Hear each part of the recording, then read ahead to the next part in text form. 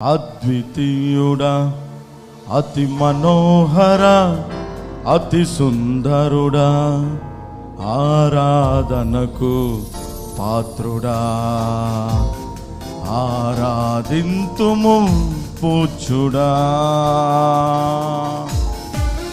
Ready, కమాన్, అందరం claps కొడుతూ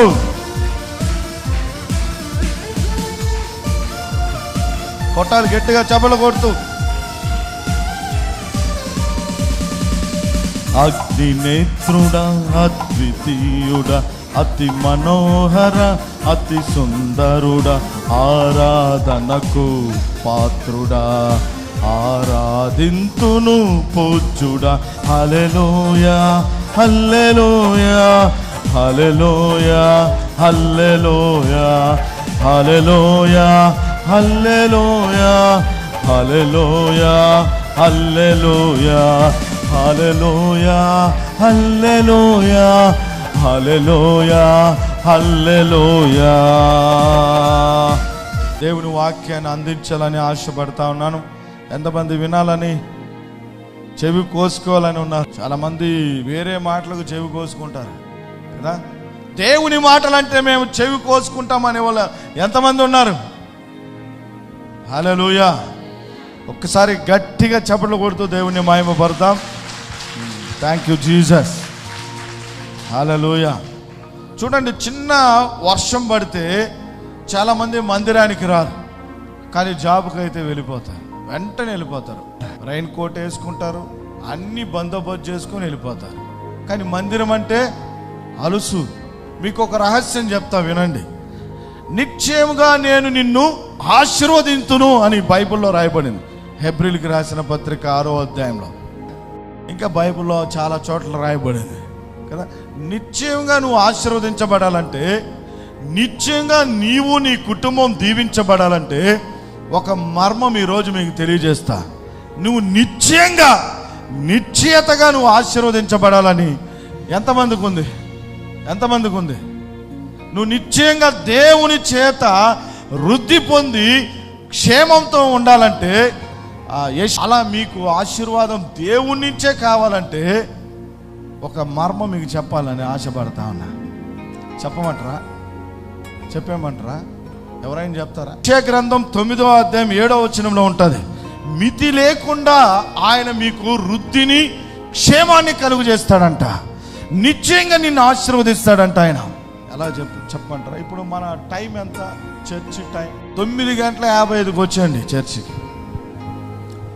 9:55 కానీ మీరు చర్చికి రాగలిగితే నిశ్చయంగా దేవుని చేత మీరు ఆశీర్వదించబడతారు, నిశ్చయంగా దేవుని చేత మీరు దీవించబడతారు. హల్లెలూయా. కానీ అదే అక్కడే ఉండేది అంత ప్రాబ్లమ్స్. సాతాను కూడా అక్కడే పెట్టేది. రావాలని ఉంటుంది, ఇరుకులు వస్తాయి. మామూలుగా ఆదివారం సర్వీస్ టైం వచ్చేదేమో ఆలస్యంగా వస్తారు, అసలు రారు కొంతమంది. అయితే ఆశీర్వాదాలు కావాలి, అద్భుతాలు కావాలి, మేలులు కావాలి. మా చర్చిలో అయితే ఎప్పుడు వస్తారో తెలుసా? కొంతమంది ఒక ఫ్యామిలీ ఉండే చివరిలో వస్తారు 12-15కి. ఏమి వింటావు చెప్పు? ఏమి వింటావు? పెళ్ళిలో ఆ టైంలో పోతే, లాస్ట్లో పోతే ఏమన్నా ముక్కలు వినండి జాగ్రత్తగా. నువ్వు నీ కుటుంబం ఆశీర్వదించబడాలంటే ఒక్క వారం కాదు, 2 వారాలు కాదు, లైఫ్ లాంగ్ పోతానే ఉండాలి. ట్రై చేయండి, దేవుడు సహాయం చేస్తాడు. మేము అట్లనే చేస్తూ ఉన్నాం. మేము రక్షించబడినప్పటి నుంచి ఆ విధంగానే ఉన్నాం. 10 o'clock కదా. రక్షించబడినప్పటి నుంచి బాగున్నా బాగలేకపోయినా ఆ విధంగానే మేము అలవాటైపోయినాం. మేము కూడా మీలాంటి మనుషులమే. పౌలు శీలలు కూడా మనలాంటి మనుషులే. షడ్రక్ మెషక్ అబేద్నెగో కూడా మనలాంటి మనుషులే. హల్లెలూయా. దేవుని నామానికి మహిమ కలుగును గాక. తిండిగాడ మాత్రం భలే ఉంటుంది, ఇంకో చోట ఇంకో రకంగా ఉంటుంది. డబ్బులు కాడ అన్నిటి దగ్గర. దేవుని మందిరాన్ని ప్రేమించండి. మీకెవ్వరు వచ్చి మిమ్మల్ని దీవించబడలేదు, పరలోకము నుండే దీవెనలు కుమ్మరించబడతాయి. పరలోకము నుండే దేవుడు ఆయనే మీకు ఆశీర్వాదాలు తీసుకొని వస్తాడు. ఆయన హల్లెలూయా. దేవుని నామానికి మహిమ కలుగును గాక. ఆమేన్. అవునా, చేస్తారా? చెప్పండి. కష్టం పనికైతే పోతాం, స్టడీకి అయితే పోతాం, కోచింగ్ సెంటర్కి అయితే టయానికి పోతాం, మండే టు సాటర్డే దాకా. సండే మాత్రం మేము టయానికి రామంటే రాము. ఎక్కడండి పనులండి, అదండి ఇదండి. ఇంకెప్పుడు ఎదిగేది, ఇంకెప్పుడు నువ్వు బలపడేది, ఇంకెప్పుడు నువ్వు శక్తిమంతురాలుగా మార్చబడేది? పిల్ల క్రైస్తుడిగా ఉంటావు నువ్వు. పిల్ల క్రైస్తుడిగా మనం మారిపోతాం. మనం కాలాన్ని బట్టి చూస్తే, దేవుని బిడ్డలారా మిమ్మల్ని చూస్తే ఎలా ఉండాలి? బోధకులుగా ఉండాలి, సంఘానికి నడిపించే వ్యక్తులుగా ఉండాలి. మరలా వాళ్ళకి మూలపాఠాలు, డిగ్రీ చదివేవాడికి ఏబిసిడీలు చెప్తే ఎట్లా ఉంటుంది? ఇంజనీరింగ్ చేస్తున్న వాడికి, బీటెక్ చదువుతున్న వాడికి ఏబిసిడీలు, యాపిల్, ఏపీపీఎల్ఈ అంటే ఎట్లా ఉంటుంది? అలా అయిపోతుంది. డిగ్రీ చదివే వాళ్ళకి, ఇంజనీరింగ్ చదివే వాళ్ళకి, ఎంబీబీఎస్ చదివే వాళ్ళకి సెటస్కోప్ అంటే ఏందో తెలియజేస్తే ఎట్లా ఉంటుంది? అదే విధంగా కాలాన్ని బట్టి చూస్తే ఎంతో కాలమైన వాళ్ళకి మరలా విశ్వాసం, ఏం కాదు నాయన దేవుడు చేస్తారా విశ్వాసం. మళ్ళా వాళ్ళకి ఏం చేయాలి? చెప్పాలి. బాప్తిసం తీసుకొని 20 సంవత్సరాలు 30 సంవత్సరాలు బై బర్త్ క్రిస్టియన్స్, బలం లేకుండా పోతా ఉంది. హల్లెలూయా. కనుక ప్రియ దేవుని బిడ్డలారా, సీరియస్గా తీసుకోండి, చాలా భారంగా బాధ్యతగా తీసుకోండి. దేవుడు నిన్ను, నీ కుటుంబాన్ని నిశ్చేతగా ఆశీర్వదించాలంటే టైం మెయింటైన్ చేయండి. హల్లెలూయా. దేవునికి మహిమ కలుగును గాక. కనుక ఆ విధంగా మీరు ప్రయత్నం చేయండి. నేను చెప్పింది మీకు చాలా మధురంగా ఉంటుంది, ఇష్టంగా ఉంటుంది, కష్టంగా కూడా ఉంటుంది. ఆయన ట్రై చేయండి. ఇప్పటి నుంచి పెట్టుకొని నెక్స్ట్ ఇయర్ వరకు చూడండి, ఎన్ని అద్భుతాలు మీ జీవితాల్లో చూస్తారో, ఎన్ని బలమైన కార్యాలు మీ జీవితంలో, మీ దైనందిన బ్రతుకులో చూస్తారు. చప్పట్లు కొడదామా ఒకసారి? హల్లెలూయా.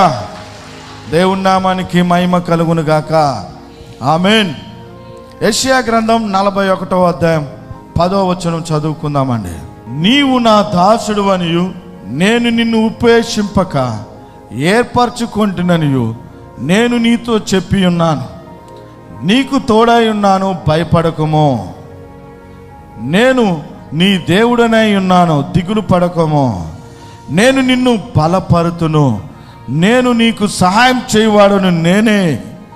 నీతి అను నా దక్షిణ హస్తముతో నిన్ను ఆదుకొందును. ఆమేన్. హల్లెలూయా. 3 అద్భుతమైన మాటలు ఈ వాక్యంలో కనబడతా ఉన్నాయి.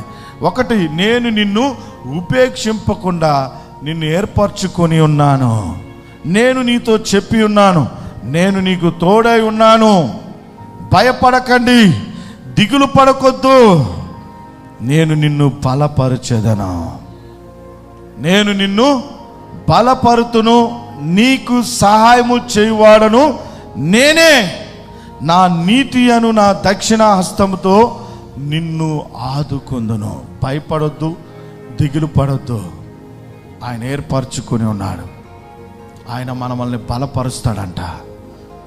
ఆయన హస్తముతో మనల్ని ఆదుకుంటాడంట. ఆయన మనకు సహాయం చేస్తానని ఈ మాటల్లో తెలియజేస్తా ఉంది. అద్భుతమైన మాటలు ఇవి. 3 విషయాలు ఉన్నాయి, 3 అద్భుతమైన మాటలు. నెంబర్ 1, నేను నిన్ను బలపరచెదను. నెంబర్ 2, నేను నీకు సహాయం చేయవాడను. నెంబర్ 3, నేను నిన్ను ఆదుకుంటాను. హల్లెలూయా. ఇంతకుముందు వచ్చినప్పుడు నేను ఫిబ్రవరిలో ఒక మాట చెప్పాను, గుర్తున్నదేమో, నేనే చెప్తా. ఏ మాట అంటే, ద్వితీయోపదేశకాండం 4వ అధ్యాయం 31వ వచనంలో, నీ దేవుడైన యెహోవా కనికరము కలిగిన వాడు కనుక ఆయన నిన్ను చెయ్యి విడువడు, నిన్ను నాశనం కానివుడు, నీ పితరులతో చేసిన నిబంధన ఆయన మర్చిపోడని. ఈ 3 విషయాలు తెలియజేశా. ఆయన కనికరము, ఆయన చెయ్యి విడువడు, ఆయన నిన్ను నాశనం కానీయుడు, మన పితరులతో చేసినటువంటి నిబంధనను మర్చిపోడు అని. చాలా అద్భుతమైన సందేశం అది. ఈ దినమున ఈ మాటలు, ఈ 3 విషయాల్లో ఒక్క మాట, ఎందుకంటే మనకు సమయం సరిపోదు. ఒకే ఒక విషయం బలము గురించి మీకు తెలియజేయాలని ఆశపడుతున్నా. నేను మీకు బలాన్ని ఇస్తాను అంటున్నాడు దేవుడు. నేను నీ దేవుడై ఉన్నాను, నీకు తోడై ఉన్నాను, భయపడకము, దిగులు పడకము, నేను నిన్ను బలపరుతును. చెప్పండి, దేవుడు అంటున్నాడు, నేను నిన్ను బలపరచెదనని అంటున్నాడు. హల్లెలూయా. దేవుని బలం గురించి, మీకు ఆత్మ బలం గురించి దినమున మీకు తెలియజేయాలని ఆశపడుతున్నాను. హల్లెలూయా. ఫిలిప్పీలకు రాసిన పత్రిక 4వ అధ్యాయం 13వ వచనంలో పౌలు భక్తుడు ఒక మాట రాస్తూ తెలియజేస్తున్నాడు, నన్ను బలపరచువాని యందే నేను సమస్తమును చేయగలను. నన్ను బలపరచువాని యందే నేను సమస్తాన్ని నేను చేయగలుగుతాను అంటున్నాడు ఆయన. దేవుడు మనల్ని బలపరిస్తే ఏదైనా చేయగలుగుతాం, మనం ఏదైనా చేయగలుగుతాం. హల్లెలూయా కదా. దేవుడు కానీ బలపరిస్తే కదా. ఇప్పుడు చాలామంది మనకు రాజకీయ నాయకులు కొన్ని పథకాలు ఇస్తూ ఉన్నారు. పథకాలు మా రాష్ట్రంలో ఫార్మర్ సీఎం కొన్ని పథకాలు ఇచ్చాడు. ఇప్పుడు వచ్చిన సీఎం గారు సూపర్ 6 అని పథకాలు పెట్టారు. తెలంగాణలో కూడా కొన్ని పథకాలు అమలు అవుతా ఉన్నాయి చెప్పారు. మంచిది. దేని కొరకు? మన యొక్క సంక్షేమం కొరకు, మన యొక్క అభివృద్ధి కొరకు కదా. పథకాలని అమలు చేస్తూ ఉన్నారు. నేను మీకు ఒక విషయం చెప్తా వినండి. బైబిల్లో యేసు ప్రభు, మన దేవుడు మనకి ఎన్నో పథకాలు పెట్టాడు. దాదాపు నాకు తెలిసి 8,000 పథకాలు పైన ఉన్నాయి. 8,000 పథకాలు ఉన్నాయి. ఇక్కడ సూపర్ 6 మాకు ఇప్పుడు జరుగుతున్నది. సూపర్ 6 అంటే 6 అన్నమాట. 6 పథకాలతో మా రాష్ట్రం ఇప్పుడు 2 జరిగాయి, ఇంకా 4 ఉన్నాయి. 2 అయింది, ఇంకా 4 జరగాల. సూపర్ 6. ఇక్కడ మనకు ఎన్ని ఉన్నాయంటే ఎన్నో వేల పథకాలు ఉన్నాయి. ఆ పథకాల పేరే వాగ్దానాలు. హల్లెలూయా. దేవుడిచ్చినటువంటి వాగ్దానాలు ఉన్నాయి. మనం ఈ పథకాల కొరకు ఎంత పరిగెత్తుతున్నారా, ఎంత ఆశపడుతున్నామా. రాష్ట్రాలు చెప్పుకుంటా ఉన్నారు. కొంతమంది మహారాష్ట్రలో ఉన్నటువంటి పాస్టర్లు, తమిళనాడులో ఉన్న పాస్టర్స్, నాకు తెలిసిన పాస్టర్లు నాకు మాట్లాడుతూ, మీకేమి పాస్టర్ గారు, మీకు ఈ పథకం ఉంది, పాస్టర్కి ఆ పథకం ఉంది, ఈ పథకం ఉందని చెబుతా ఉన్నారు. నిజమే. బైబిల్లో ఉన్న పథకాల గురించి ఆలోచించమా? బైబిల్లో ఎన్నో వాగ్దానాలు దేవుడు మనకు అనుగ్రహించున్నాడు ఆయన. హల్లెలూయా. 100వ వయసులో అబ్రాహాముకి దేవుడు కుమారునిచ్చాడు. ఈ పథకం ప్రపంచంలో ఎవరైనా ఇవ్వగలుగుతారా? చెప్పండి, ఇవ్వగలుగుతారా? ఏం పాస్టర్, ఇవ్వగలుగుతారా? ఇంత అద్భుతమైన పథకాన్ని ఎవరైనా ఇవ్వగలుగుతారా? శారమ్మ వయసు 90, అబ్రామయ్య వయసు 100.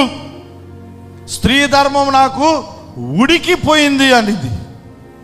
కానీ దేవుడు ఒక పథకం అంటే వాగ్దాన రూపంలో ఆయన నెరవేర్చాడు. ఆయన అంటే ఆయన ఇచ్చే వాగ్దానము ఏదైనా ఆయన చేయగలుగుతాడు. అందుకే పౌలు భక్తుడు అంటున్నాడు, నన్ను బలపరచువాని యందు నేను సమస్తమును చేయగలుగుతాను. హల్లెలూయా. దేవుడు అంటున్నాడు, నేను నిన్ను బలపరుతును అని. లోకంలో ఎన్నో రకాలైన బలాలు ఉన్నాయి. లోకంలో ఎన్నో రకాలైన బలాలు ఉన్నాయి. శరీరానుసారమైన బలాలు తెలుసా? చెప్తారా? శరీర సంబంధమైన బలాలు. ఆ బలాలను చూసి ఎంతోమంది విర్రవేగుతూ ఉంటారు, మీసాలు తిప్పుతూ ఉంటారు, రకరకాలుగా మారిపోతూ ఉంటారు. అవునా కాదా? చెప్పండి. బలాలు ఉన్నాయి. కుల బలం ఉందా లేదా? మన దేశంలో ఉందా లేదా? కుల బలం ఉందా లేదా? ఎన్ని వచ్చినా వాళ్ళ కులమే ఒక బలం అయిపోతుంది. మత బలం ఉంది. మతం అనే ఒక బలం ఉంది. ధనాన్ని చూసి విర్రవీగే వాళ్ళు ఎంతమంది లేరా? తొడగొట్టట్లేదు. చెప్పండి. ధన బలం, కానీ అది క్షీణించిపోతుంది. అధికార బలం. అధికారం వచ్చినప్పుడు వాళ్ళ ఇష్ట ప్రకారంగా మాట్లాడతారు, వాళ్ళ ఇష్ట ప్రకారంగా చేస్తారు. అధికార బలం అది ఒక దినమున క్షీణించిపోతుంది. విద్యాబలం ఉంది. నేను బల చదువుకున్నాను. మా పాస్టర్లో కూడా ఇప్పుడు పెద్ద వచ్చేస్తా ఉంది. బీటీహెచ్, ఎంటీహెచ్, ఎం డివిజన్స్. ఒక ఆయన్ని చూస్తే మా నెల్లూరులో టీవీలో వాక్యం వస్తూ ఉంది. ఆయన పేరేమో ఇంత కనబడతా ఉంది, కిందేమో బైబిల్ ఇంత పెద్ద తోకలా ఇంత పెద్దగా వెళ్ళిపోయింది. బీటీహెచ్, ఎంటీహెచ్, ఎం డివిజన్స్, పిహెచ్డి, ఏదేదో రకరకాల బిషప్ అన్నీ వెళ్ళిపోతూ ఉన్నాయి లైన్గా. అంటే బైబిల్ కోర్సులో ఇన్ని చేసి ఉన్నాను నేను అని. ఇన్ని చేసిన పరిశుద్ధాత్మ గురించి తెలియాల. హల్లెలూయా. విద్య లేని పామరులు ఏం చేశారంటే దేవుని శక్తిని చూపించారు. ఆమేన్. హల్లెలూయా. విద్యా బలం. కొంతమందికి అందం భలే ఉన్నారని, నేను చాలా బ్యూటీ అని, అందంగా ఉన్నామని, అదొక రకమైన బలం. ఇవన్నీ క్షీణించిపోతాయి, వాళ్ళతో ఉండవు. ఈరోజు కనబడుతున్నటువంటి ధనవంతుడుగా కనబడేవాడు కొన్ని దినాలైతే వాళ్ళ ధనం మరుగైపోతుంది, క్షీణ దశలోకి వచ్చేస్తుంది. ఈరోజు ఎంతో చక్కగా అందంగా కనబడుతున్న ఆ వ్యక్తులు తర్వాత కనబడరు. కనుక ఈ లోకపరంగా ఇవన్నీ ఉన్నాయి. వీటిని చూసి మన వాళ్ళు కూడా ఏమైపోతుంటారంటే వాటిల్లో మునిగిపోతూ ఉంటారు, వాటిలతో యాడ్ అయిపోతుంటారు, వాటిలతో జాయిన్ అయిపోతూ ఉన్నారు. ఆ బలం మాకు కావాలి, ఈ బలం మాకు కావాలని. అవునా కాదా చెప్పండి? వాటిలతో జాయిన్ అవ్వద్దు, వాటిలతో యాడ్ అవ్వద్దు. వాటిలతో జాయిన్ అయ్యి యాడ్ అయ్యి కలిసిపోతే దేవుని బలాన్ని నువ్వు చూడలేవు, దేవుని బలాన్ని మనం పొందుకోలేము. హల్లెలూయా. దేవునికి మహిమ కలుగును గాక. ఆమేన్. అబ్రాహాము అన్నాడు, నూలు పోగు కూడా నాకు వద్దు, తీసుకోపో అన్నాడు. మీ దాంట్లో నుండి నూలు పోగు కూడా వద్దు, ఎందుకంటే మీ వలన నేను ఆశీర్వదించబడ్డానని ప్రపంచానికి తెలియకూడదు అన్నాడు ఆయన. హల్లెలూయా.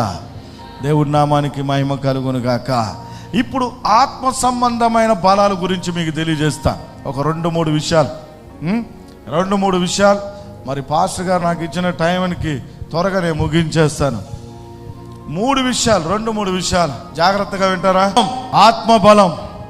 దేవుడిచ్చే ఆత్మబలాన్ని మనం ఎలా పొందుకోగలుగుతాం? ఎలా నీ అంతరంగానికి ఆత్మబలం ఏర్పడుతుంది? బాగా జాగ్రత్తగా వినండి, చాలా ఇంపార్టెంట్ మెసేజ్. మీరు ఆత్మలో బలవంతులు కాబోతా ఉన్నారు. హల్లెలూయా. చదువుదాం. లూకా సువార్త 4వ అధ్యాయం 14వ వచనం చదువుకుందాం. లూకా సువార్త 4వ అధ్యాయం 14వ వచనం. అప్పుడు యేసు ఆత్మ బలముతో గలిలయకు తిరిగి వెళ్ళెను. ఆయనను గూర్చిన సమాచారము ఆ ప్రదేశమందంతటా వ్యాపించెను. ఆమేన్. అప్పుడు యేసు ఎలా వెళ్ళాడంటే ఆత్మ బలముతో గలిలయకు తిరిగి వెళ్ళెను. ఆయన గూర్చి సమాచారం ఆ ప్రదేశమంతటా వ్యాపించెను. యేసు ప్రభు ఎలా వెళ్ళాడంట? గలిలయ ప్రాంతానికి ఆత్మ బలముతో వెళ్ళాడు. చెప్పండి, ఎలా వెళ్ళాడు యేసుక్రీస్తు ప్రభు? మన అంతరంగ బలం కావాలి, మనకు మన ఆత్మకి బలం కావాలి. చాలా మందికి ఆత్మ బలము లేదు ఈ దినాల్లో. ఎంతకాలం చర్చికి వస్తున్నా, బై బర్త్ క్రిస్టియన్స్గా ఉన్నా కానీ ఆత్మలో అంతరంగంలో ఏం లేదంటే బలము లేదు. యేసుక్రీస్తు ప్రభు ఆ దినమున గలిలయకి ఎలా వస్తున్నాడంటే, ఏ విధంగా వస్తున్నాడంటే ఆత్మ బలముతో వస్తా ఉన్నాడు. ఆత్మ బలవంతుడై వస్తా, ఆత్మ చేత బలవంతుడుగా వస్తున్నప్పుడు ఆ దేశం, ఆ ప్రదేశం అంతటా ఆయన గురించి సమాచారం అందించబడిపోయిందంట. ఆమేన్. 4వ అధ్యాయం పై వచనంలో మనం చదివితే అక్కడ చూద్దాం. 4వ అధ్యాయం పై వచనంలో ఆయన అరణ్యముకు దేవుని ఆత్మ చేత కొనిపోబడి 40 దినములు ఏం చేశాడంట చెప్పండి? 40 దినాలు ఏం చేశాడు? మన ఆత్మకి బలం కావాలంటే యేసుక్రీస్తు ప్రభు అక్కడ ఏం చేశాడంటే 40 దినాలు ఉపవాస ప్రార్థన చేశాడు ఆయన. ఉపవాస ప్రార్థనలు రేయింపగలు చేశాడు. కనుక మొట్టమొదటిగా దేవుడు మనల్ని ఎలా బలపరచబోతున్నాడో తెలుసా? చాలామంది నన్ను వాళ్ళు ఎట్లా బలపరుస్తాడు, డబ్బు ఇచ్చి బలపరుస్తాడేమో, బంగారు ఇచ్చి బలపరుస్తాడేమో, ఒక మంచి అందమైన అమ్మాయిని ఇచ్చి పెళ్లి చేసి బలపరుస్తాడేమో అనుకున్నారేమో. లేకపోతే మంచి ఉద్యోగం ఇచ్చి నన్ను బలపరిచేస్తారేమో అనుకున్నారు. అవన్నీ తర్వాత వస్తే ఇస్తాడు దేవుడు తప్పకుండా. ఫస్ట్ నీ ఆత్మ బలవంతుడుగా చేసేటట్లుగా దేవుడు కదులుతాడు. ఆయన నీ ఆత్మ బలంగా మార్చబడాలంటే నీకేం కావాలంటే అక్కడ వాక్యంలో బాగా స్పష్టంగా తెలియజేస్తుంది.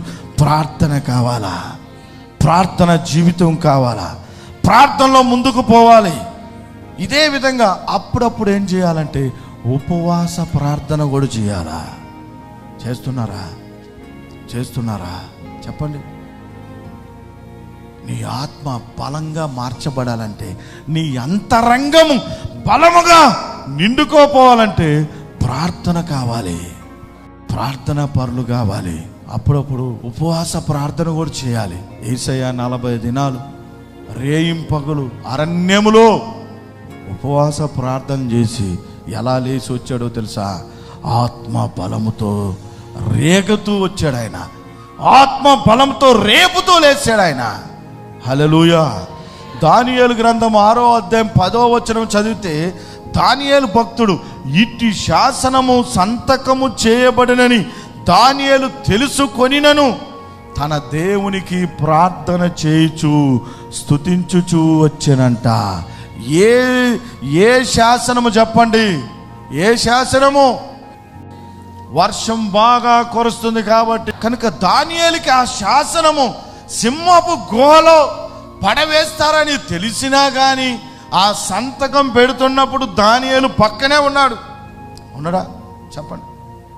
సంతకం పెడతా ఉంటే రాజు, ప్రధానుల్లో ముఖ్య ప్రధాని సంతకం పెడుతుంటే పక్కన ఉండడా? తెలుసు. కానీ హీరో వచ్చి ఏం చేశాడు?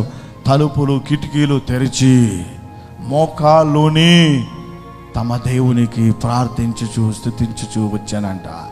హల్లెలూయా. ఎంత ఆత్మలో బలవంతుడండి, ఎంత ఆత్మలో మండిపోతున్నాడు దానియేలు. మనలో ఉందా అలాంటి బలం? మనలో ఉందా? ఒక్కసారి మనము దేవుని భక్తుల్ని కంపారిజన్ చేసుకుంటే ఆ బలం ఎలా కలిగింది దానియేలుకి? అంత బలం ఎలా, అంత బలము ఆత్మలో కలిగిందంటే ప్రార్థన విడువలేదు. ప్రార్థన ఆయన మామూలుగా చెరలో ఉన్నప్పుడు అదే ముమ్మారు ప్రార్థన చేశాడు. ఉద్యోగస్తుడైనా కానీ ముమ్మారు ప్రార్థన చేశాడు. ప్రధానంలో ప్రధానైనా కానీ ముమ్మారు ప్రార్థన చేస్తూ వస్తున్నాడు. చప్పట్లు కొడుతూ గట్టిగా దేవుని మహిమ పరుద్దాం. హల్లెలూయా. దేవునికి మహిమ కలుగునుగాక. దేవుని బిడ్డలారా, ఈ లోకపరమైనటువంటి ఉద్యోగాలు, వ్యాపారాలు, స్టడీస్ వాటిలన్నిటినీ తీసుకొని వచ్చి మందిరముతో జతపరచకండి, కంపారిజన్ చేయవద్దు. నాకు దీన్ని బట్టి నేను మందిరానికి రాలేకపోతున్నాను, దాన్ని బట్టి నేను ప్రార్థన చేయలేకపోతున్నాను, దీన్ని బట్టి నేను ప్రార్థన చేయలేకపోతున్నాను, నాకు భారం అయిపోయింది వ్యాపారం అని అదని ఆ సంబంధమైన విషయాల్లో, ఆత్మ సంబంధమైన విషయాల్లో దయచేసి తలదూర్చొద్దు. ఎందుకంటే మీకు ఆశీర్వాదాలు పోతాయి. ఒప్పుకోండి దేవుని దగ్గర, నేను బలహీనుణ్ణి నన్ను బలపరచని. దేవుడు క్షమిస్తాడు. కానీ దాన్ని బట్టి దీన్ని బట్టి అట్లా ఉండేది కూడా పోతాయి. కనుక ఆత్మలో మనం మండాలి, బలవంతులు కావాలంటే మనకేం కావాలంటే మనం ప్రార్థనా పరులు కావాలి, ప్రార్థనలో ఎదగాలి. అందుకే ఇందాక చెప్పాను నేను, 9:55కి రావాలి. మీరు ఎప్పుడైతే ఆత్మలో బలవంతులు అవుతారో 9:55కి వచ్చేస్తా. ఎందుకనంటే మేము ఆ విధంగా మలుచుకున్నా. ఆత్మలో బలవంతులు కావాలి. నీ ఆత్మ నలిగిపోకూడదు. నీ అంతరంగం బలంగా మార్చబడాలి. నీ అంతరంగ పురుషుడు బలంగా మార్చిపోవాలి. హల్లెలూయా. ఎలా కలుగుతుంది? ప్రార్థనతో కట్టుకోండి, ప్రార్థనతో నీ జీవితాన్ని కట్టుకో. శ్రమ వస్తుందా, ఇంకా కొంచెం లోతైన ప్రార్థన. సమస్యలు ఎక్కువ అవుతుందా, బెదిరిపోకు, ఇంకా కొంచెం లోతుగా ప్రార్థనలో నీ ఆత్మ బలముతో నిండుకోపోతాయి. నీకు శ్రమ ఎట్లా కనబడుతుందో తెలుసా? సూక్ష్మగా మారిపోతుంది, ఆవగింజంలాగా మారిపోతుంది. ఈ దినాలు ఎంతో మంది బెంబేలెత్తిపోతారు, అమ్మో అయ్యా అని అరుస్తూ ఉంటారు. ఆత్మలో మీరు బలవంతులుగా నీ ఆత్మ కావాలంటే ప్రార్థన చేయండి. ప్రార్థన అలవాటు చేసుకో. మేము చేస్తున్నాం కదా, ఇంకా చెయ్యి. దానియేలుని జ్ఞాపం తెచ్చుకొని చెయ్యి. శ్రమ అయినా, హింస అయినా, సమస్య అయినా ముందుకు పోవాలి. ప్రార్థనని అలవాటు చేసుకోండి. సమయాన్ని దేవునికి ఇవ్వండి. నీ ఆత్మ బలవంతుడిగా మార్చబడుతుంది. హల్లెలూయా. నా కుమారుడా, క్రీస్తు యేసునందు నీవు ఆ కృపలో బలవంతుడి కమ్ము అన్నాడు. కనుక ఆ విధంగా మనం బలంతో నిండుకొని పోవాలి. రెండోదిగా దేవుడు మనల్ని ఎలా బలపరుస్తాడంటే విశ్వాసంలో మనము బలముగా ఉండాలి. ఎలా ఉండాలి చెప్పండి? విశ్వాసంలో బలం ఉండాలి. మొదటిగా నీ ఆత్మలో బలం ఉండాలి. రెండోదిగా విశ్వాసంలో బలంగా ఉండాలి. విశ్వాసంలో బలంగా ఉండాలంటే ఏం చేయాలి? విశ్వాసంలో నీకు బలం ఉండాలంటే రేపు సమస్యలు వస్తాయి, ఇబ్బందులు వస్తాయి, అప్పుడు నువ్వు నిలబడాలి. నీకు విశ్వాసం కావాలి. ఏం చేయాలి అప్పుడు? ఎలా నువ్వు విశ్వాసంలో బలవంతుడిగా మార్చబడతావు? ఎప్పుడు సుఖమే ఉంటుంది అనుకున్నా ఉండదు. అప్పుడప్పుడు తుఫాన్లు వస్తాయి, గాలివాన్లు వస్తాయి. మిచాన్ తుఫాన్ వచ్చింది మాకు. రోమాపత్రిక 10వ అధ్యాయం 17 వచనం చదువుకుందాం. కాగా వినుట వలన విశ్వాసము కలుగును, వినుట క్రీస్తును గూర్చిన మాట వలన కలుగును. వినుట వల్ల మనకేం కలుగుతుంది అంటే విశ్వాసం కలుగుతుంది. వినుట క్రీస్తు మాటను గూర్చిన వల్ల మనకు విశ్వాసంలో బలము కలుగుతుంది. ఒక్కసారి వినేస్తే అయిపోదు. ఉదయం ఒక్కసారి తినేసామని గమ్మునైపోతే సరిపోతుందా? మళ్ళా మధ్యాహ్నం ఆకలి అవుతుంది. మధ్యాహ్నం నేను తినేసాను రా బాబు అనుకుంటే మళ్ళా రాత్రి నీ మిషన్లు లోపల శబ్దం వస్తుంది. 3 పూట్లు తినాల్సిందే. దేవుడు ఎందుకో మనకు 3 పూట్లు పెట్టాడు కదా. హల్లెలూయా. దేవునికి మహిమ కలుగును గాక. హల్లెలూయా. వింటూ వింటూ వింటూ దేవుని మాటలు వింటూ మనం ముందుకు వెళ్తా ఉన్నప్పుడు నీ ఆత్మలో నీకు విశ్వాసం ఏమవుతుందంటే బలము చేకూర్చబడుతుంది. హల్లెలూయా. కొంచెంసేపు విన్నాము అయిపోయింది, ఇంకొంచెం సేపు విన్నాము అయిపోయింది. అలా కాదు, వింటూ ఉండాలి దేవుని మాట. నీ ఆత్మలో విశ్వాసము సన్నగిల్లిపోతా ఉంటే ఏం చేయాలి? వింటూ ఉండాలి. దేవుని మాటలు వింటూ ఉండాలి. పిల్లలు బలహీనంగా ఉన్నప్పుడు డాక్టర్ దగ్గర పోతే ఏమంటాడు? మంచి తిండి పెట్టండి, బలమైన తిండి పెట్టండి, ఆకుకూరలు పెట్టండి, నాన్ వెజ్ పెట్టు, ఎగ్ పెట్టు, అది పెట్టు, ఈ మల్టీవిటమిన్ సిరప్లు అంటారు. ఎందుకంటే బలము రావాలని, బలహీనంగా ఉన్నారని. అవునా కాదా చెప్పండి? అదేవిధంగా మనం కూడా నీ విశ్వాసము బలహీనమైపోతా ఉంటే దేవుని మాటలు వింటా ఉండాలి. దేవుని మాటల మీద నీ ధ్యానం ఉంచాలి. క్రీస్తు మాటల మీద నువ్వు రూఢిగా ఉంచుతూ పోతున్నప్పుడు మనలో విశ్వాసం అనేది ఆగిపోకుండా ముందుకు పోతాం. అదే రోమిలికి రాసిన పత్రిక 4వ అధ్యాయము 21వ వచనం మనం చదువుకుందాం. చదవండి అమ్మా. దేవుని మహిమపరిచి ఆయన వాగ్దానం చేసిన దానిని నెరవేర్చుటకు సమర్థుడని రూఢిగా విశ్వసించి విశ్వాసము వలన బలము నొందెను. ఆమేన్. అబ్రాము దేవుణ్ణి మహిమపరిచి ఆయన యొక్క శరీరాన్ని చూసుకున్నప్పుడు ఇది మృతతుల్యమైన దేహమని, ఆయనలో అవిశ్వాసం వచ్చిన శారాన్ని చూచినప్పుడు ఆమెది కూడా మృతతుల్యమైన దేహమని ఆయనలో ఒక అవిశ్వాసము వస్తున్నా కానీ దేవుని యొక్క వాగ్దానాన్ని విశ్వసించి ఆయన బలము పొందాడంట. ఆయన చప్పట్లు కొడతామా? హల్లెలూయా. దేవునికి మహిమ కలుగును గాక. అబ్రాముకి ఎలా విశ్వాసంలో బలం వచ్చిందో తెలుసా? ఎలా వచ్చింది? దేవుని వాగ్దానం పట్టి, దేవుని వాగ్దానాన్ని ఆయన నమ్మాడు. నమ్మి విశ్వాసం ఉంచి బలాన్ని పొందుకున్నాడంట. హల్లెలూయా. దేవుడు అబ్రాముతో ఎన్ని సంవత్సరాలు మాట్లాడలేదో తెలుసా మీకు? ఆయన తప్పు చేశాడు. విశ్వాసంలో బలహీనుడైపోయాడు. విశ్వాసంలో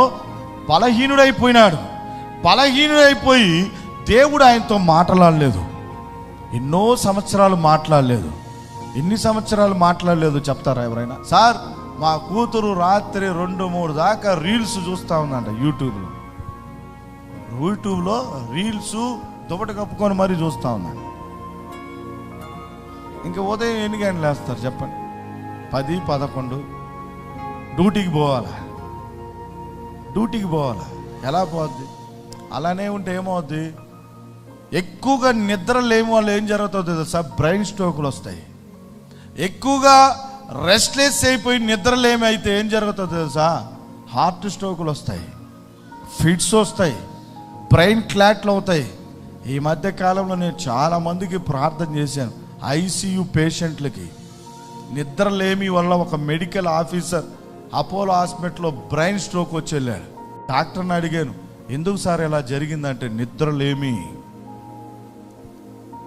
ఎక్కువగా కష్టానికి సంపాదనకి ఏమైపోతున్నారంటే నిద్రలేమైపోతుంది, రెస్ట్లెస్ అయిపోతుంది, బ్రెయిన్ స్ట్రోక్స్, బ్రెయిన్ క్లాట్స్, రకరకాలైనటువంటి భయంకరమైన మరణకరమైన జబ్బులు వస్తున్నాయి. కనుక బీ కేర్ఫుల్, జాగ్రత్తగా ఉండాలి. హల్లెలూయా, దేవునికి మహిమ కలుగును గాక. ఆదికాండం 16వ అధ్యాయం 16వ వచనంలో అక్కడ చదివితే, ఆదికాండం 16వ అధ్యాయం 16వ వచనంలో హాగరు అబ్రామునకు ఇష్మాయేలును కనినప్పుడు, హాగరు అబ్రాముకి ఇష్మాయేలును కనినప్పుడు 86 సంవత్సరాలు. ఆదికాండం 17వ అధ్యాయం 1వ వచనం చదువుదాం. ఆదికాండం 17వ అధ్యాయం 1వ వచనం. అబ్రాము 99 ఏండ్ల వాడైనప్పుడు యెహోవా అతనికి ప్రత్యక్షమై, నేను సర్వశక్తిగల దేవుడను. చాలు. Thank you. హల్లెలూయా.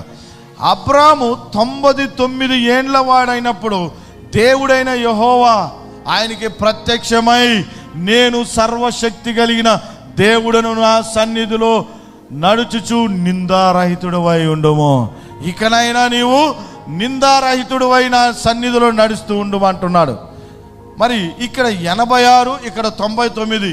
99లోంచి 86 తీసేస్తే ఎన్ని సంవత్సరాలు వస్తాయి? ఇప్పుడే మీరు చూడండి, ఒకసారి లెక్క వేయండి. 99లోంచి 86 తీస్తే 13 సంవత్సరాలు, 13 years. అబ్రాముతో దేవుడు మాట్లాడలేదు.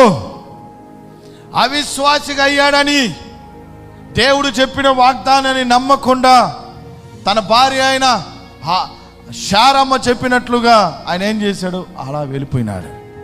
వెళ్ళిపోయిన తర్వాత 13 సంవత్సరాలు దేవుడు ఏమీ ఎత్తి నోరు కొట్టుకున్నాడు. అబ్రాం అటు పోవడం, ఇటు పోవడం, ఆ దేశం పోవడం, ఈ దేశం పోవడం, ఇటు తిరగడం అంతా ఆయన ఆలోచనలు, ఆయన ప్రయత్నాలు ఈ విధంగా జరిగిపోయింది.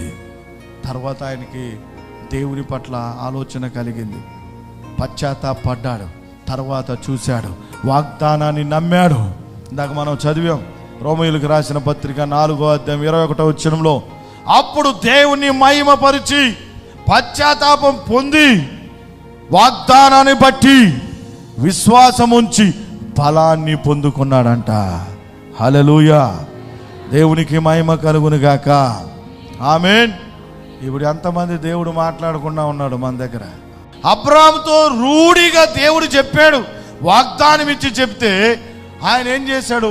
మనుషుల మాట చెప్పున వెళ్ళిపోయి దేవుని యొక్క వాగ్దానాన్ని విశ్వసించలేదు. తర్వాత 13 సంవత్సరాల తర్వాత ఆ వాగ్దానాన్ని నమ్మినప్పుడు దేవుడు అద్భుతం చేశాడు. దేవుని మహిమను చూడగలిగాడు. విశ్వాసములో బలాన్ని అప్పుడు పొందుకున్నాడు. హల్లెలూయా. ఆయన అసలు సిసలైన వాగ్దానాన్ని అప్పుడు పొందుకున్నాడు. ఇప్పుడు దాకా ధనముంది, రాజులకి సహాయం చేశాడు, యుద్ధాలు చేశాడు, అన్నీ జరిగించాడు. కానీ అసలైన వాగ్దానం లేదు. అసలైన వాగ్దానము లేదు. అసలైన వాగ్దానం ఎప్పుడు వచ్చిందంటే ఆయన పశ్చాత్తాపడి దేవుని మహిమపరిచి వాగ్దానాన్ని విశ్వాసం ఉంచినప్పుడు అప్పుడు ఆ బలాన్ని పొందుకొని ఆయన కుమారుణ్ణి పొందుకొని దేవుని యొక్క ఆశీర్వాదాన్ని పొందుకున్నాడు ఆయన. హల్లెలూయా, దేవుని నామానికి మహిమ కలుగును గాక. ఈ దినాల్లో ఎంతోమంది ఇట్లాగే ఎంతోమంది విశ్వాసులు సేవకులు అసలైన వాగ్దానాలు వెళ్ళిపోయినాయి, ఏదో కొద్ది జరుగుతుంటే ఇదే దేవుడు ఇచ్చాడని పరిగెత్తుతా ఉన్నారు. అలాగే కాలగర్భంలో గడిచిపోతా ఉన్నారు. కనుక అబ్రాము విశ్వాసంలో బలవంతుడిగా ఎప్పుడయ్యాడంటే తన్ను తాను ఉపేక్షించుకొని పశ్చాత్తాపుడై దేవుని మహిమపరిచి తెలుసుకొని విశ్వాసంలో ఆయన దేవుని వైపు చూసి వాగ్దానాన్ని బట్టి బలవంతుడిగా మార్చబడ్డాడు. అర్థమవుతుందా నా మాటలు? కనుక విడిచిపెట్టొద్దు. నీవు విశ్వాసంలో బలం కావాలంటే దేవుని వాగ్దానాల మీద మనం ఏం చేయాలంటే విశ్వాసం ఉంచాలి. దేవుని మాటలు మనం వింటూ ఉండాలి. వింటూ ఉన్నప్పుడు అద్భుతాలు దేవుడు చేస్తాడు. నీ ఆత్మలో నీ విశ్వాసంలో నీకు బలము కలుగుతుంది. చివరిగా ఇంకో మాట చెప్పి నేను ముగించి చివరిగా మూడవదిగా వాక్యములో బలం వాక్యములో మనకు బలము కలుగుతుంది. హెబ్రీయులకు రాసిన పత్రిక 4వ అధ్యాయం 12వ వచనం, ఎందుకనగా దేవుని వాక్యము సజీవమై బలము గలదై. వాక్యములో మనకు బలము కలుగుతుంది. వాక్యము ద్వారా మనకు బలవంతులుగా మనం మార్చబడతాం. వాక్యము ద్వారా మనం ఎలా అవుతాము? బలవంతులుగా మార్చబడతాం. ఎందుకనగా దేవుని వాక్యము సజీవమై బలము గలదై, రెండంచులు గల ఎటువంటి ఖడ్గము కంటెను. ఈ దినాల్లో నేను ఎక్కడికి పోతున్నా ఈ మాటను అడుగుతా ఉన్నా ప్రియ దేవుని బిడ్డలారా. చాలామంది ప్రార్థనలు చేస్తున్నారు, చాలామంది ఆరాధన చేస్తున్నారు, స్తుతిస్తున్నారు, కానీ ఏం లేదు తెలుసా? దేవుని వాక్యాన్ని నిర్లక్ష్యపరుస్తున్నారు. వాక్యాన్ని చదవట్లేదు, వాక్యాన్ని వినటం లేదు, సరిగా వాక్యాన్ని ధ్యానం చేయట్లేదు. చాలామంది మ్యూజిషియన్లు చూస్తా నేను, బాగా ప్లే చేస్తారు, వెళ్ళిపోయి అటు వెళ్ళి కురుకురు తిని స్నాక్స్ తిని కూల్ డ్రింక్ తాగి మళ్ళీ వస్తారు. అది ఎందుకో వాళ్ళకి అర్థం కాదు. అదొక స్టైల్. మీటింగ్లో మీరు చూసి ఉంటారు. హల్లెలూయా. మనోళ్ళని కాదమ్మా, బయట చాలా మీటింగ్స్ నన్ను పిలిచినప్పుడు నేను చూస్తూ ఉంటాను. బాగా ప్లే చేస్తారు అద్భుతంగా. వాక్యం వస్తున్న సమయానికి వెళ్ళిపోతారు, ఇంకా కనబడరు. మళ్ళీ చివరిలో ఎవరైనా పిలిస్తే అయిపోతుంది, రండి అంటే అప్పుడు పరిగెత్తుకొని వస్తారు. ఏం చేశారు ఆయన అంటే snacks, cool drink, ice cream ఏదో ఒకటి తినేసి అప్పుడు వస్తూ ఉంటారు, ఆవలిస్తా. వాక్యం అంటే ఏందో నిర్లక్ష్యం. వాక్యం లేదు చాలామంది జీవితాల్లో. వాక్యం చదవట్లేదు, వాక్యాన్ని సరిగా వినట్లేదు, వాక్యాన్ని డైలీ పోర్షన్గా చూడట్లేదు. అందుకనే సాతాను చిక్కుల్లో ఇరుక్కొని పోతా ఉన్నారు. బాగా కనిపిస్తున్న కుటుంబం, అరే ఎంత బాగున్నాడు ఈ వీడు, ఇప్పుడేంద్ర ఇలా అయిపోయాడు, వ్యభిచారిగా మారిపోయాడు, తాగుబోతుగా మారిపోయాడు, అక్రమ సంబంధంగా మారిపోయాడు. ఏమైందిరా వీడికి అంటే ఏంది? వాక్యం లేదు. బాగానే ప్రార్థన చేస్తున్నాడు, ఏమైంది? వాక్యంతో నడిచే అనుభవం లేకుండా పోతుంది. కీర్తన గ్రంథంలో రాయబడి ఉంటుంది, నీ వాక్యము నా పాదములకు దీపం, నా త్రోవకు వెలుగై ఉన్నది. వాక్యముతో మనం జీవించాలి. ప్రార్థన కావాలి, వాక్యము కావాలి. ఒక పక్షికి 2 రెక్కలు ఉంటేనే ఎగురుతుందా? ఒక రెక్క మీద ఎగురుతుందా చెప్పండి? ఎగిరినా సంపూర్ణంగా ఎగరలేదు. అక్కడక్కడ పడిపోతూ శత్రువుకి చిక్కబడిపోతుంది. హల్లెలూయా. 2 రెక్కలతో మనము పక్షిరాజు వలె ఎగరాలంటే ప్రార్థన జీవితం కావాలి, వాక్యముతో అనుబంధమైన జీవితం మనకు కావాలి. ఎంతమంది నమ్ముతున్నారు? నమ్ముతున్న వాళ్ళందరూ గట్టిగా చప్పట్లు కొడుతూ దేవుని మహిమపరుద్దాం. హల్లెలూయా. ఒక టాబ్లెట్ మనం వేసుకున్నప్పుడు, ఒక పారాసిటమాల్ 500 ఒక డోలో 650 వేసుకున్నప్పుడు జ్వరం కాలిపోతా ఉంది. 102, 103, 102, 103 డెంగ్యూ ఫీవరో లేదో ఏదో ఒక ఫీవర్ వచ్చింది. ఎట్లా ఉంటుంది? ఇప్పుడు బాడీ కాలిపోతూ ఉంటుంది. వెంటనే డోలో వేయండి అంటారు. డోలో 650 అది వేసిన తర్వాత లోపలికి పోయి కరిగి మెల్ట్ అయ్యి అప్పుడు మన రక్తంలో కలిస్తున్నప్పుడు అప్పుడు చిన్నగా బాడీ ఏమవుతూ ఉంటుంది అంటే కూల్ అవుతూ ఉంటుంది. 103 జ్వరం 102కి వస్తుంది, 102 100కి వస్తుంది, 100 99కి. అబ్బా తగ్గిపోయిందిరా నాయన, చెమట్లు పోస్తూ ఉన్నాయి అనుకుంటా. హల్లెలూయా. ఎందుకని? ఆ ట్యాబ్లెట్ వెళ్ళి లోపల పని చేయడం ప్రారంభించింది. అదేవిధంగా రోజు నువ్వు దేవుని వాక్యాన్ని స్వీకరిస్తూ సేవిస్తూ ఉన్నప్పుడు ఈ విధంగా నీ రక్తంలో పోయి, నీ మాంసంలో పోయి, నీ ఎముకల్లో పోయి, నీ ప్రాణాత్మ మూలుగుల్లో పోయి దేవుని వాక్యము దూసుకొని బలముగా నిన్ను నిలబడుతుంది. శోధన వస్తుంటే ఊగిపోతా ఉన్నారు. ఎన్ని కుటుంబాలు క్రైస్తవులు, అబ్బో ఇప్పుడు అక్రమ సంబంధాలు తయారైపోయాయి. పాపం పాపం పాపం, సిగ్గులేని జీవితాలు. ఎంతమంది. ఒక దైవ సేవకుడు చేస్తాను.